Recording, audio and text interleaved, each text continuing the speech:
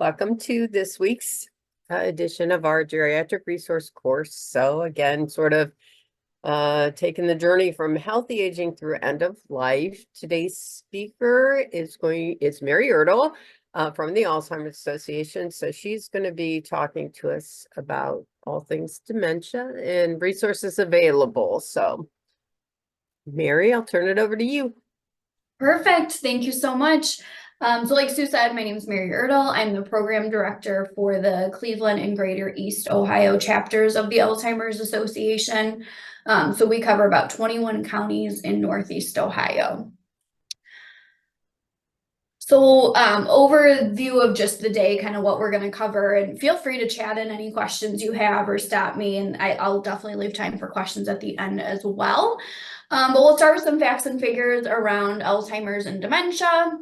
We'll go through the basics of dementia, some warning signs, and the importance of an early diagnosis. Talk about treatments and research, as well as the services available through the Alzheimer's Association. So I like to start every presentation with just the vision of the Alzheimer's Association, which is a world without Alzheimer's and all other dementia. And our mission is the Alzheimer's Association leads the way to end Alzheimer's and all other dementia by accelerating global research, driving risk reduction and early detection, and maximizing quality care and support. So I'm going to play a quick video, hopefully, with just some facts and figures around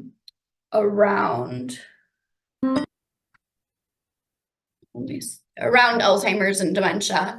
The Alzheimer's Association releases these facts and figures every year. So it actually will be coming out in the next week or so for 2024. Can you guys see the video? Yes. Thanks.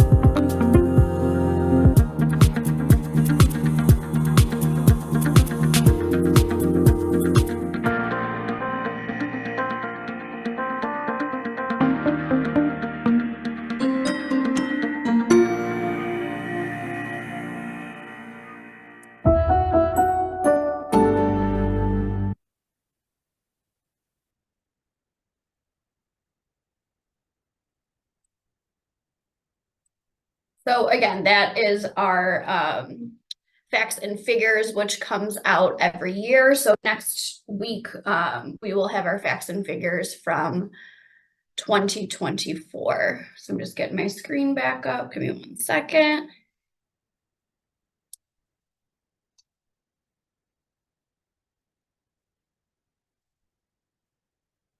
Okay. So, some of the facts I think on that video are kind of startling. And one of them is that more than 6 million Americans are living with Alzheimer's. I first started with the Alzheimer's Association in 2014. And at that point in time, we said there were 5 million Americans living with Alzheimer's. And this number is actually closer to 7 million. It's about 6.7 million Americans are living with the disease. And by 2050, this number is expected to rise to nearly 13 million. In Ohio specifically, Ohio is an aging state. So Mary, yeah. you're not sharing your screen right now. We can't see your screen. Sorry to interrupt. That. No, I appreciate you mentioning something. Okay, can you see it? Yes. Perfect. Thank you for saying something. So in Ohio alone, there are more than 220,000 people age 65 and older living with Alzheimer's disease. And by 2025, that number is anticipated to grow to 250,000. So last year, we actually got a county breakdown of how many people with dementia there are per county. And Ohio has a much higher percentage than the national average. So the national average is about 10%. And like in Cuyahoga County, the prevalence is about 13%. And I can give that resource to the GRC team after if you're interested in seeing the county breakdown. 1 in 3 seniors dies with Alzheimer's or another dementia. And then I want to talk about too about the discrepancies amongst Alzheimer's diagnoses. So there are some gender and racial differences in terms of prevalence. Almost 2/3 of Americans living with Alzheimer's are women. We don't know exactly why this is the case. You know, a piece of it is that women tend to have a higher life expectancy, and age is the greatest risk factor for Alzheimer's disease, but there's a lot of research going on to figure out why else this might be the case regarding hormones, regarding pregnancies, all sorts of things to determine why women are so disproportionately affected. Older Blacks and African Americans are twice as likely to get dementia than white Americans, and Hispanics and Latinos are 1.5 times as likely as white Americans to have Alzheimer's or other dementia. Some of this is related to comorbidities, that African Americans are more likely to have heart disease, and what's good for the heart is good for the brain. So if they have heart disease, they are at an increased risk of getting dementia. From 2000 to 2019, Alzheimer's deaths increased by 145%, while deaths from other major diseases remained flat or decreased. So it is a huge public health crisis that we're dealing with right now. You can't talk about dementia without talking about the caregiver side of things. So 2/3 of caregivers are women and 1/3 are daughters. About 1 in 3 caregivers is age 65 or older, most caring for a spouse.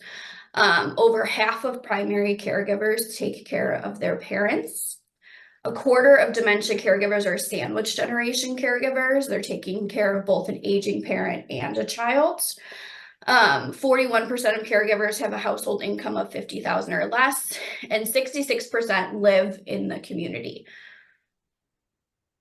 So just want to make sure we're all on the same page about what is dementia. So dementia is not actually a diagnosis. Dementia is the umbrella term for memory loss that's severe enough to affect your daily life. Everyone's memory changes as they get older, but the difference between dementia and normal aging, and we'll talk about it more when we talk about the warning signs, is that it's severe enough to interfere with your daily life. Alzheimer's disease is the most common form of dementia. So about 60 to 80% of cases of dementia are Alzheimer's disease. Next most common is Lewy body dementia, which is similar to Parkinson's disease. If you remember, that's what Robin Williams was diagnosed with. It has a lot to do with tremors and balance. Hallucinations are a common symptom that go along with Lewy body dementia. Vascular dementia accounts for about 5 to 10% of dementia cases. That has to do with basically not getting enough blood to the brain. So every time your heart pumps, about 25% of that blood goes to your brain. So if that's not working the way that it should, you're going to see some cognition differences. People with a history of strokes are often at a higher risk of vascular dementia. There's also frontotemporal dementia, which has been in the news a lot lately because that's what Bruce Willis is diagnosed with.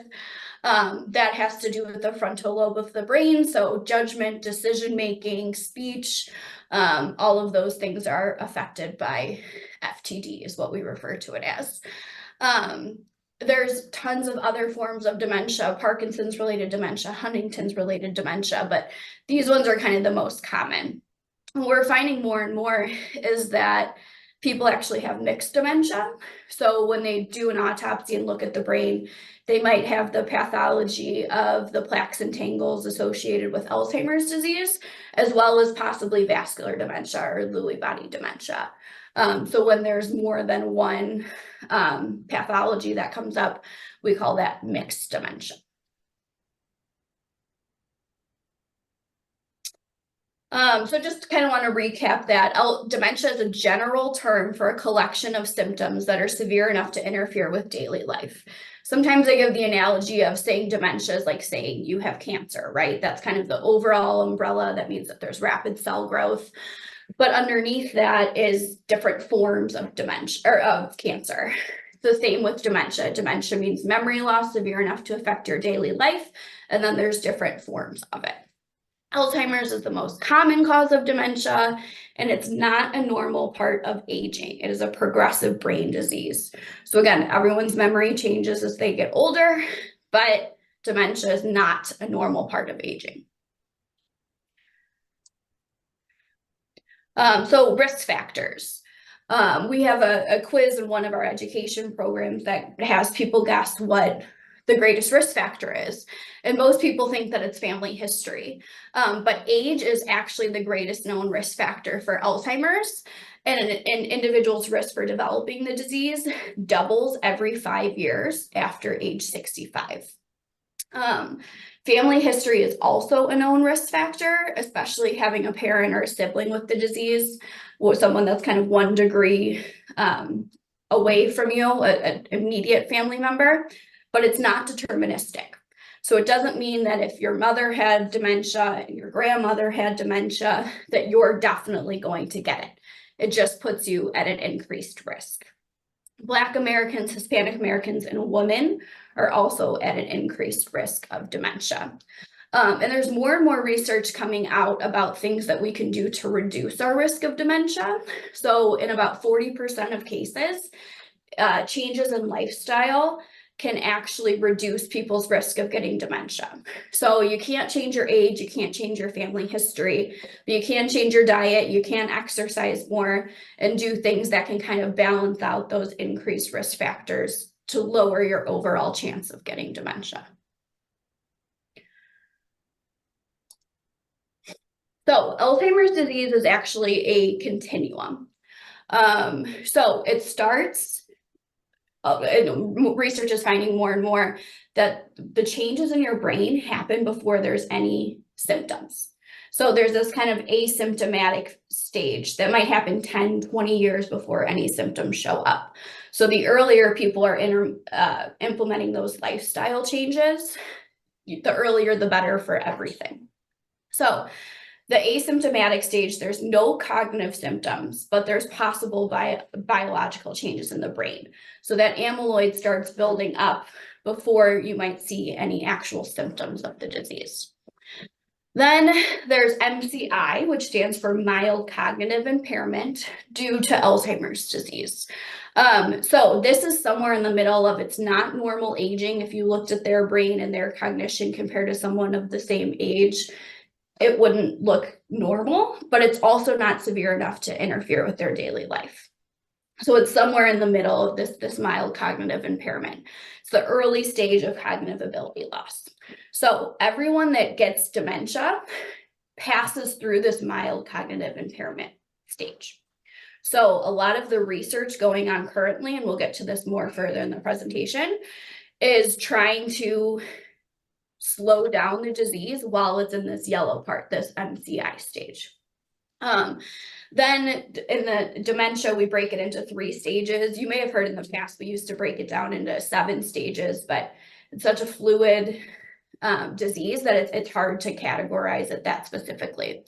So we kind of break it down into 3 stages: mild, moderate, and severe, or early, middle, or late stage dementia.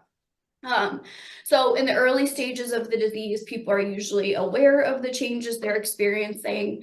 Some of the first symptoms people find are usually related to word finding, or, difficulty completing familiar tasks. So balancing their checkbook, they might have to reset their password on a weekly basis because they can't remember what they just made it. But they're usually able to do all their activities of daily living by themselves. The moderate or middle stage of the disease is typically the stage that people are in for the longest period of time. So there's definitely more pronounced symptoms that interfere with many daily activities. This stage is typically where we see behavior as a form of communication, where people might not be able to verbalize as much, what they're trying to get across. So they kind of communicate through their behaviors, and we'll talk about that and how to respond to that later in the presentation as well. And then severe or late stage dementia, the symptoms interfere with most daily activities. So at this point in time, people need assistance feeding themselves, going to the bathroom, most of those daily activities. So there's early warning signs to look out for regarding dementia. So, the first one is memory loss that disrupts daily life. Challenges in planning or problem solving. I've run an early stage group and people talk about how calculating a tip is really difficult for them. And it used to be something that they could just, do 10% and double it or whatever it may be. And they just can't do that anymore. Difficulty completing familiar tasks. Again, thinking about the checkbook, thinking about calculating the tip. They might read a page and then not remember what that page said and have to reread it again because they just can't comprehend it the way they used to. Confusion with time or place. They might know that they have an appointment coming up and it kind of gives them a lot of anxiety knowing that they have an appointment coming up. So they ask, what time is it at? What time is it at? And they want to know what time it is then. That's kind of one of the early signs to look for. And something I think that's important to remember about dementia too, or Alzheimer's disease, is it is a whole brain disease. So it's not just the memory that's affected. It's the judgment, it's the decision making, it's the ability to plan, it's the speech. It's not just the memory. So a lot of these actually play into the other things that are affected by the disease, like trouble understanding visual images, spatial relationships. So a lot of times this comes up with driving, that the whole brain is affected. People might think that they have 10 feet to stop, but really they only have 5. Because of the way that their brain is processing things. New problems with words and speaking or writing, misplacing things and losing the ability to retrace steps. My mom is hyper aware of dementia just because of what I do with my work. And she always asks about, I couldn't think of this person's name, and that's honestly not a new behavior for her. She's kind of always had struggles with that. So again, these are new problems. And if you're able to retrace your steps, to think, okay, I can't find my keys, but when I came in, my hands were full of groceries. I put the groceries on the counter. Okay, that's where the keys are. A person with dementia probably wouldn't be able to follow that thought process to figure out where their keys were. Decreased or poor judgment. A lot of times this comes with financial purchases, something to look out for in the early stages of the disease. Withdrawal from work or social activities. A lot of times people in the early stages of the disease are aware that their memory is changing, and they withdraw from social activities, one, because apathy can be another symptom of the disease, but also they don't want to embarrass themselves in front of other people. They don't want to lose their train of thought. They may not be able to do something as well as they used to be able to, so they just don't do it at all. So that's a big sign to look for. And then changes in mood and personality. So it's important for that early detection for a number of different reasons. So, knowing the warning signs of the disease, and getting that diagnosis early. The treatments that we do have currently, and I'll talk about those in a couple minutes, are only for people with mild cognitive impairment, so that yellow stage on the continuum, or people in the very early stages of the disease. So, it's important that if people are experiencing these memory changes, that they see and talk to a doctor about it early on, to see if they might be eligible for those treatments.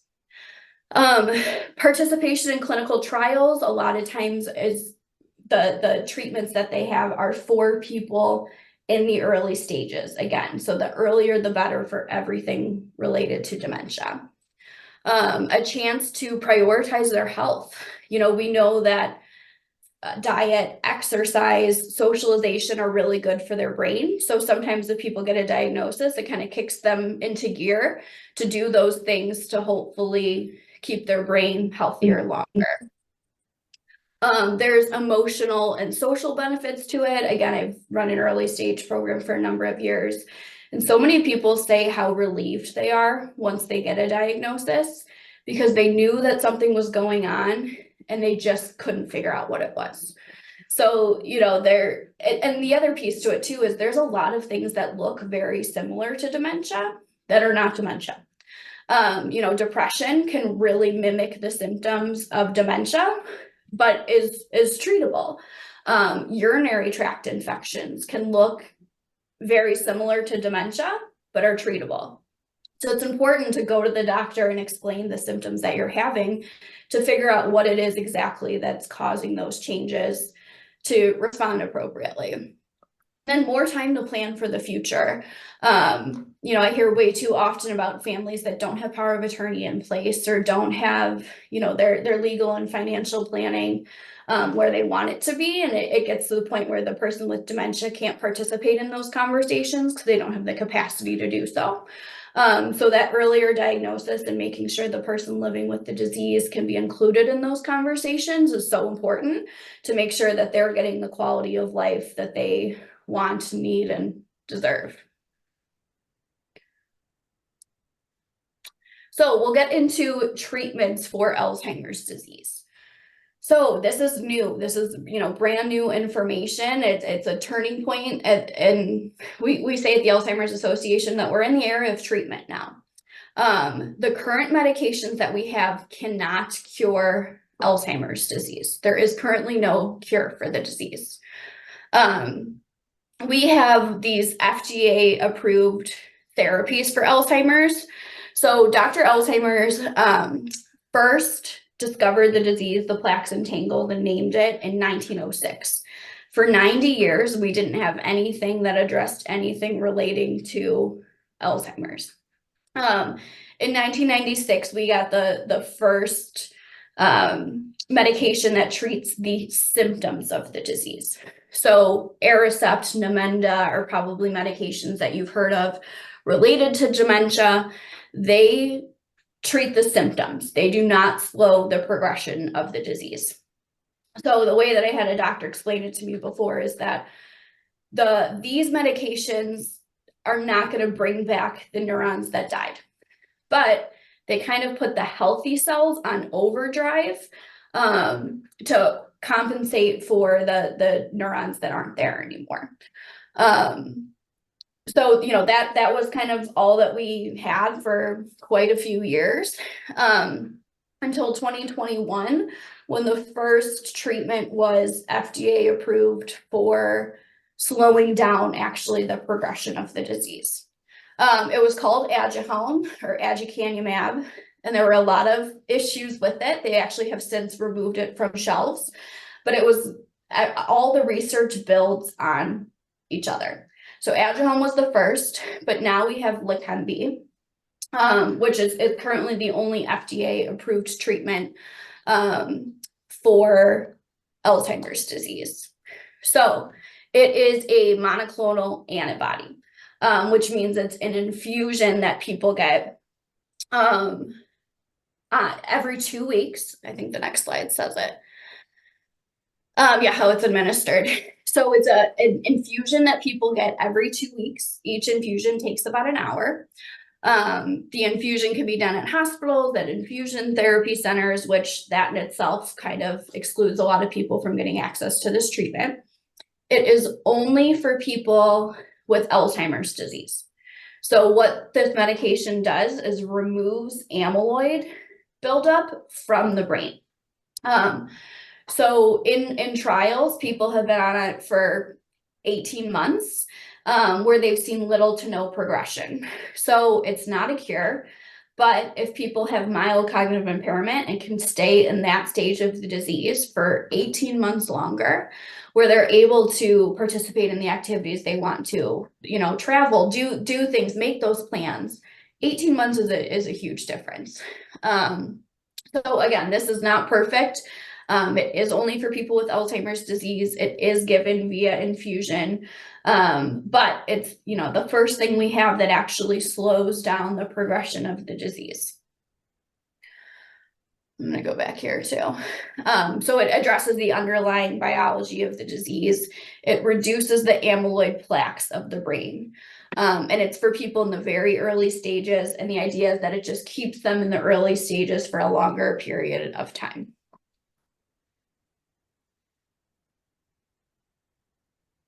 And then I want to talk about too some non-pharmaceutical approaches to managing dementia, especially when we talk about the middle to later stages of the disease. So dementia is not a disease that changes overnight. So, you know, if one day someone's kind of at their baseline, pleasant, doing most things by themselves, the next day they're extremely agitated, just not acting like themselves, that is not typical dementia progression. Usually there's something else that's going on there medically that's causing those changes. So it could be, you know, I would say most of the time it is a urinary tract infection, but a lot of times it can be a change in their medication or, you know, something else physically going on with them. And, you know, it's a signal for a medical evaluation because dementia is not something that changes rapidly. It's a slow progression. There are non-pharmacological strategies to manage behavior symptoms. And so I wanted to put some communication techniques in here for kind of responding to those behaviors. So, you know, the biggest thing I would say is, and again, we're talking kind of the middle to later stages of the disease when that behavior becomes more a form of communication. Avoid arguing, correcting, or convincing. You know, the people living with dementia, their brain processes things differently, and they really believe what they're saying to you is true. So, you know, if they say that the grass is purple, it's just, yep, it's a beautiful shade of purple, and, you know, redirecting the conversation is something else. You're not going to win an argument with them when, you know, once they get into a certain stage of the disease. So, you know, avoid arguing, correcting, trying to convince them, really joining their reality instead of trying to pull them into yours is just going to really reduce that anxiety and agitation for them, which makes it easier for the caregiver as well. Validate what the person is saying before redirecting. I give the example a lot of times of, you know, a common symptom for people in the middle stages of the disease is wanting to go home. And it could be that they are in their home that they have lived in for 25 years, but they don't think that. So I've had families that are like, I tried to show the deed of the house and with her name and the address, and then I showed the front of the house and the numbers. Well, that just caused more agitation for the person living with the disease, as well as the caregiver trying to respond to that. So, you know, when someone with dementia says that they want to go home, saying, I know you want to go home, we can't right now, and then redirecting the conversation to something else. But treating them as an adult because they are an adult and making sure they feel heard and validated is really important to then redirecting their energy elsewhere. Focusing on the feelings, not the facts. Again, with wanting to go home, you know, they might actually be home. That is a fact that they're actually in the home that they have lived in for however long. But, you know, thinking about what is home. Home is a place of safety, of security, where you feel comfortable. So really what they're trying to communicate is they don't feel those things right now. So what are things that you can do to address those underlying feelings, not the fact that they want to go home? So, you know, again, going back to that validation of, I know you want to go home. I'm going to take good care of you until you can, you know, providing that reassurance of addressing the feeling. You know, while we wait, can you help me with this? It would be such a huge help. And giving them something of purpose that they can do and help with. You know, it could be something as simple as sorting coins, which, you know, if they mess it up, it doesn't really matter. But it makes them feel like they have a purpose and meaning and you know, can participate. Putting answers into your questions. So, you know, 9 times out of 10, if you ask a person with dementia, do you want, they're gonna say no. Do you want to take a shower? No. You know, so putting answers into your questions of, you know, I'm gonna have a turkey sandwich for lunch. Would you like turkey or ham? And kind of giving them that answer instead of saying, what do you want for lunch, when they have a million options and it's too overwhelming to choose just one thing. So kind of sliding those answers into the questions, limiting options to, you know, 2 at most. Because a lot of times, even if you say turkey or ham, they're going to say ham because that's the last thing that they heard and remembered. Turning negatives into positives. I give the example a lot of times around bathing, that people with dementia don't want to take a shower or don't want to take a bath. So saying, why don't we get you ready to go to this place that they enjoy? You know, we're gonna go see this person, so let's clean up to do that. So turning a negative thing like taking a shower into a positive thing of, if you do this, you'll get to see this person you enjoy or go to this restaurant that you like. You know, I think with the bathing example too, it is going back to focusing on the feelings, you know, why don't they want to take a shower? Is it because they feel like you're telling them what to do? You know, that they don't feel like they have their independence. So it might be saying, do you want to take a shower now or in 15 minutes? So either way, it's getting done. But they feel like they have some autonomy and, you know, ability to make that decision. You know, it could be that the water's too hot, that the water's too cold. Again, doing some of that kind of detective work to figure out what are the underlying feelings that they're trying to communicate to you, instead of just focusing on the facts of, I don't want to take a shower.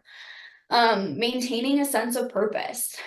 You know, person-centered care is so important in this piece of things, and knowing what they used to do, you know, what their career was, what hobbies they enjoyed. Those things don't change even with the diagnosis of dementia. So, you know, I was doing a program at a facility the other day, and there was a man living there who was a janitor. And so they just give him a broom and he, you know, sweeps up, cleans up. He's using his energy positively, feels like he's contributing, just thinks it's a normal day at work. So, you know, knowing the history of someone can be really beneficial in maintaining that sense of purpose, and adjusting as the disease progresses, and how people can participate, and, you know, what they can do without frustrating them. You know, I've heard of people that have their loved ones sort poker chips. Can you sort these into red, white, and blue? And it, you know, it really doesn't matter if how they sort things, because that's the other thing, is we don't want this to create more work for the caregiver. So, you know, little things like that still maintain that sense of purpose for the person living with the disease. These are kind of 4 steps that we use to address behaviors. Another thing I want to mention too is I refer to them as so what behaviors. So, you know, sometimes a person with dementia will wear mismatched socks, and that's upsetting to the person with, you know, the caregiver in that situation, because their loved one always used to be put together. Does it really matter, you know, if that person wears mismatched socks? Is it affecting the safety of the person living with the disease or someone else?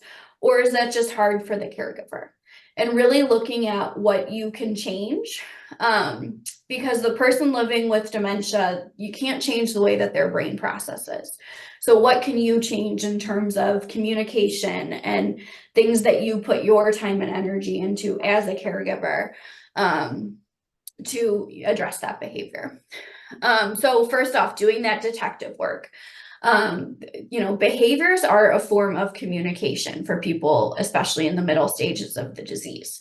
So what are they actually trying to communicate? Again, focusing on those feelings, not the facts.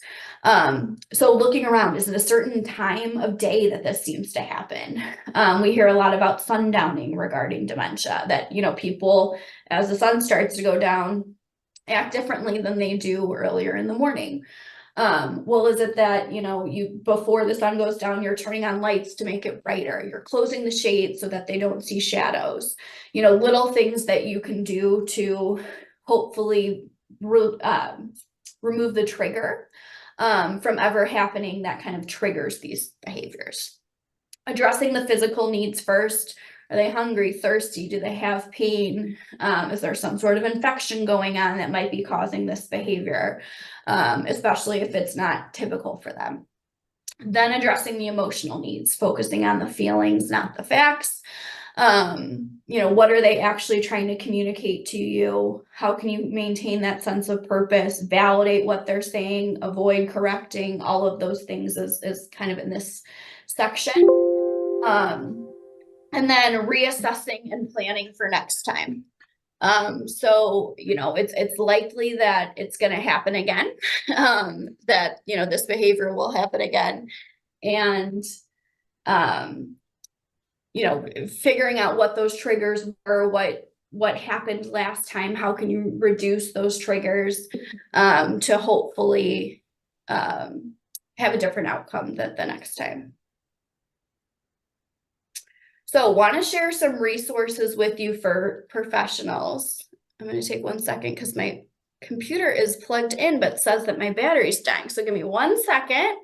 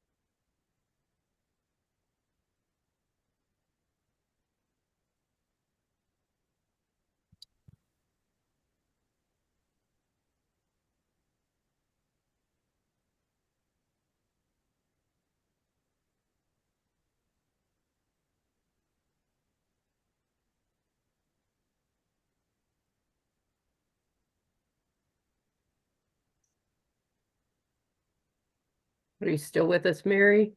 I'm trying to get my IT husband to help Oh, plug okay. my charger. Give me 1 second. Sure.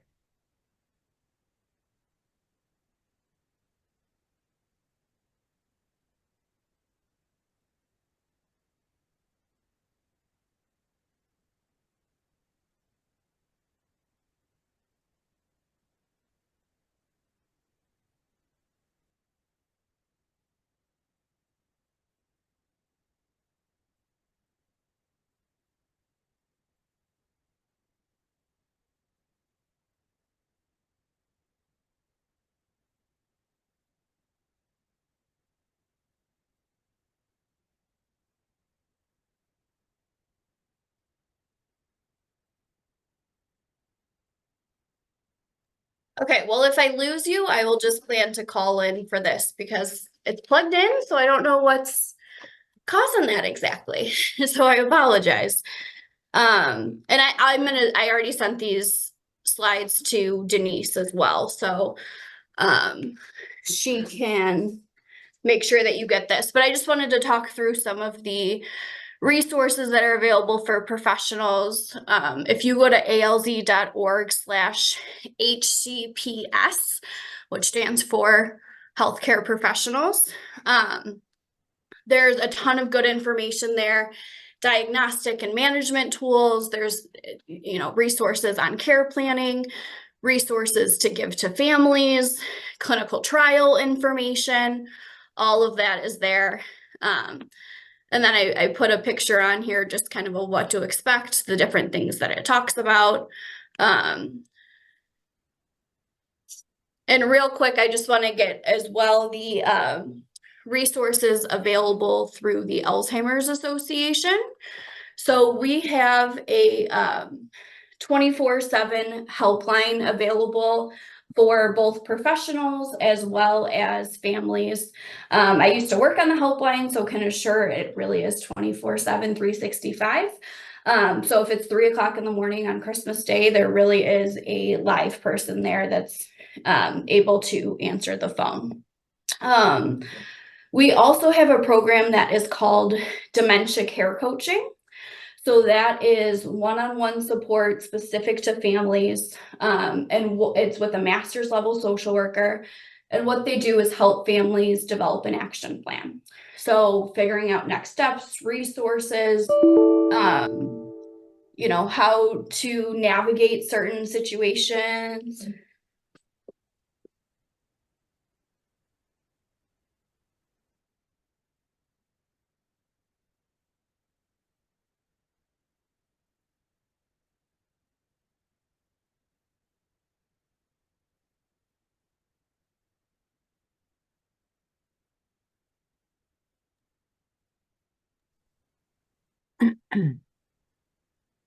Did we lose Computer Mary? He died, so this is Mary calling in. Give me 1 second. I'm trying to turn on my Zoom video. Okay, I apologize for this. It's plugged in. no Like I problem. said, my IT husband checked everything. 1 second.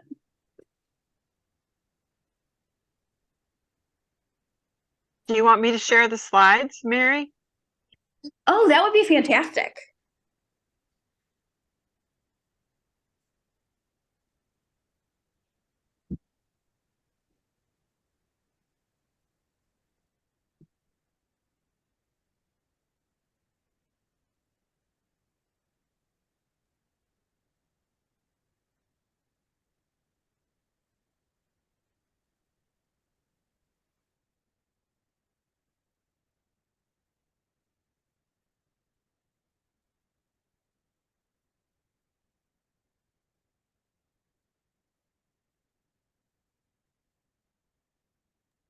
Do you know which number you were on?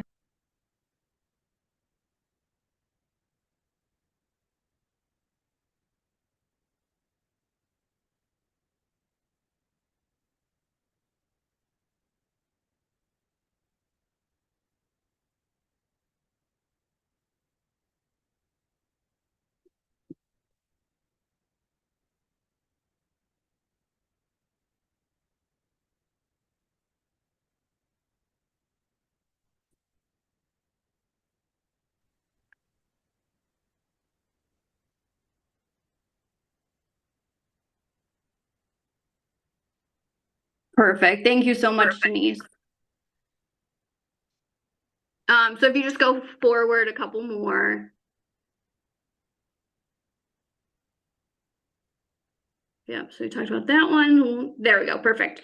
So dementia care coaching, it's personalized guidance to families, helps them develop an action plan, figure out next steps, resources, as well as, communication techniques or how to respond to certain behaviors.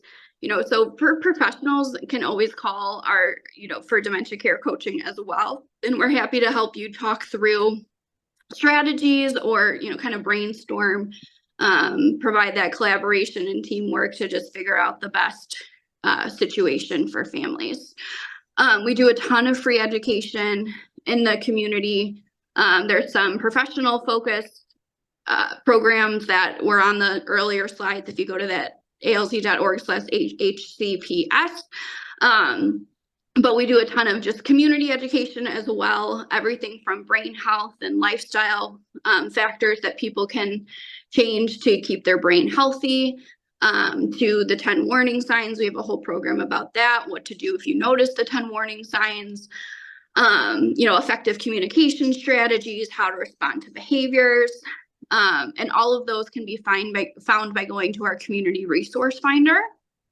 We're always happy to do programs too in the community around Alzheimer's, dementia, even if it's just 15 minutes to talk about the difference between normal aging and dementia. We do a lot of that as well. We also have caregiver support groups. So I really look at those as peer education for caregivers, just as a way for them to connect with other people who are going through the same situation and get some advice and feedback from them, around dealing with this disease and knowing that you're not alone as well. So if you want to go to the next slide. Perfect. We also have a HIPAA compliant referral form online. And again, all of these links will be sent out in the slides after.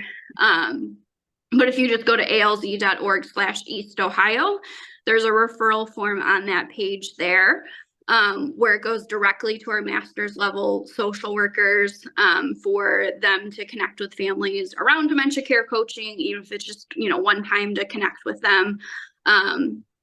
Newly diagnosed families are a great person to refer if there's a change in their status or there's new challenges, if their loved one probably can't live alone anymore and they need help navigating that situation, figuring out what their options are. We're happy to help talk through that. If a family needs disease education, if they don't fully, comprehend the changes that happen in the brain or how to respond to those behaviors, they're trying to correct, convince, we can provide that education to them. Caregiver stress is something that people call us about very often.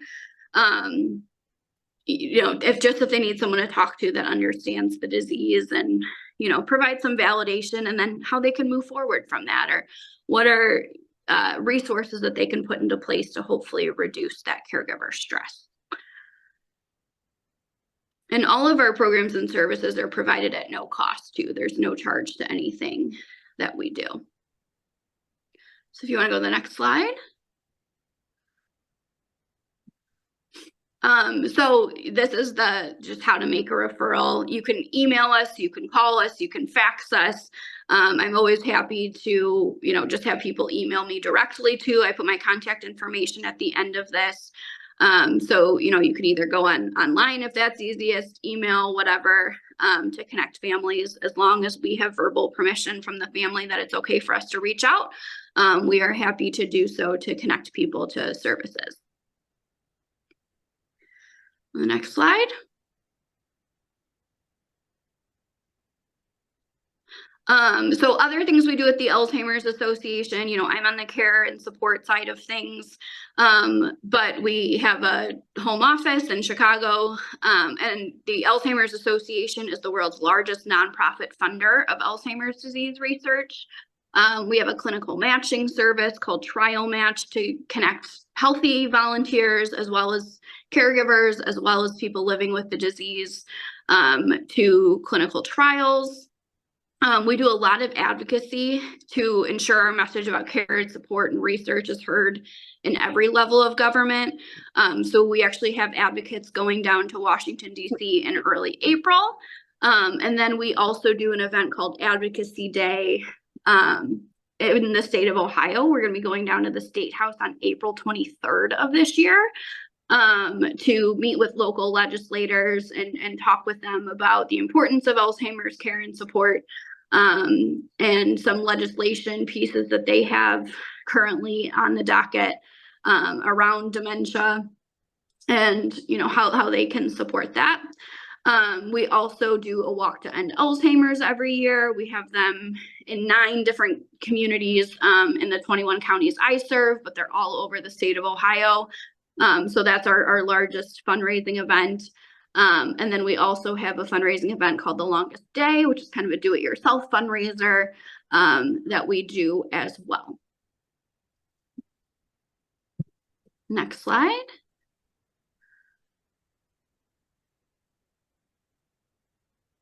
All right, and then I think we're just at the questions piece. So I can't see the chat on my phone at this point, but maybe Sue, if you could, or Shelly, if you could read some of the chat questions to me, I'm happy to answer any questions that people have.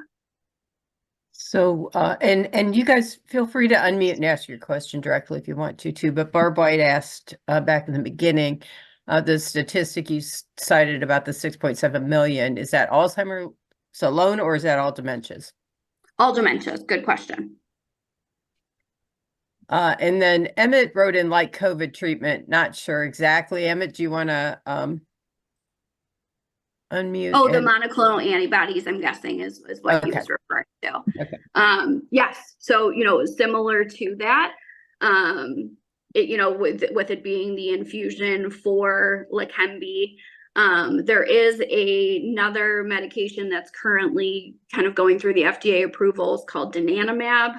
You might have seen some of the advertising for Eli Lilly that Eli Lilly was doing. That's their medication that's currently in the works, and that actually is the same thing. So another infusion that removes that amyloid plaque from the brain.